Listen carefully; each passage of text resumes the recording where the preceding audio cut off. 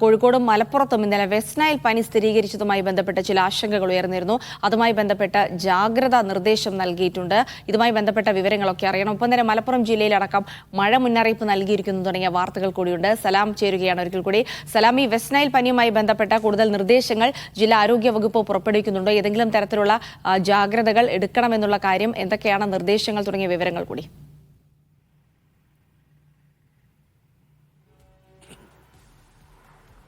ജില്ലാ ഭരണകൂടം പറയുന്നത് പ്രകാരം ഭയങ്കരമായ ഒരു ഭീതിജനകമായ സാഹചര്യമില്ല. കാരണം ഈ വെസ്റ്റ് നൈൽ പനി എന്ന് പറയുന്നത് അത്ര ഗുരുതര സ്വഭാവമുള്ള രോഗമല്ല. ക്യൂലെക്സ് വിഭാഗത്തിൽപ്പെട്ട കൊതുക് പരത്തുന്ന ഒരു രോഗം മാത്രമാണ്. അത് അത്ര ഗുരുതരമല്ല, കാരണം ജപ്പാൻ ജ്വരം പോലെയുള്ള ഒരു പനി മാത്രമാണ്. അതുകൊണ്ട് അത്ര ഗുരുതരമായ അല്ലെങ്കിൽ അത്ര ഭയാശങ്കമായ ഒരു സാഹചര്യം നിലവിലില്ല എന്നതാണ്.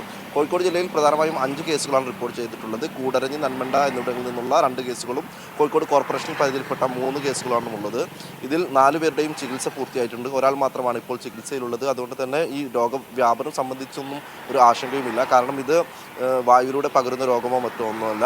ഈ കൊതുക് വളരുന്നത് തടയുക എന്നത് മാത്രമാണ് ഇതിനുള്ള ഏക പ്രതിരോധം എന്ന് പറയുന്നത്. സാധാരണ കൊതുകടി ഏൽക്കാതിരിക്കാനുള്ള മാർഗങ്ങൾ സ്വീകരിക്കുക എന്നതാണ് ഏറ്റവും പ്രധാനപ്പെട്ട കാര്യം. അങ്ങനെ തന്നെയാണ് ഈ രോഗം പ്രതിരോധിക്കേണ്ടത് എന്നതാണ് ജില്ലാ ഭരണകൂടവുമായി ബന്ധപ്പെട്ട് നമുക്ക് ലഭിച്ച ഒരു ജില്ലാ ഭരണകൂടത്തിൻ്റെ വിശദീകരണം എന്ന് പറയുന്നത്. ഏതായാലും ഇത് സംബന്ധിച്ച് നിലവിലുള്ള 4 കേസുകളും ചികിത്സ പൂർത്തിയായി ആശുപത്രിയിൽ നിന്നും ഡിസ്ചാർജ് ആയിട്ടുണ്ട്. ബാക്കി ഒരാൾ മാത്രമാണ് ഇപ്പോൾ കോഴിക്കോട് മെഡിക്കൽ കോളേജ് ആശുപത്രിയിൽ ചികിത്സയിലുള്ളത്. കൂടാതെ ചില ജാഗ്രതാ നിർദ്ദേശങ്ങൾ എന്ന് പറയുന്നത് ഈ കൊതുക് സമീപ പ്രദേശങ്ങൾ അല്ലെങ്കിൽ വീടിന് സമീപത്തൊക്കെ തന്നെ കൊതുക് വളരുന്നത് തടയുന്നതിന് വേണ്ട മാർഗങ്ങൾ സ്വീകരിക്കണമെന്നതാണ്.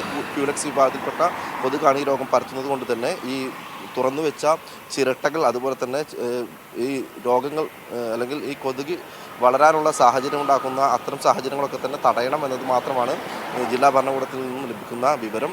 ഏതായാലും ഇത് സംബന്ധിച്ച് കോഴിക്കോട്, മലപ്പുറം ജില്ലകളിലാണ് ഇപ്പോൾ ഈ ജാഗ്രതാ മുന്നറിയിപ്പുള്ളത്. മറ്റൊന്ന് തൃശ്ശൂർ ജില്ല മാത്രമാണ്.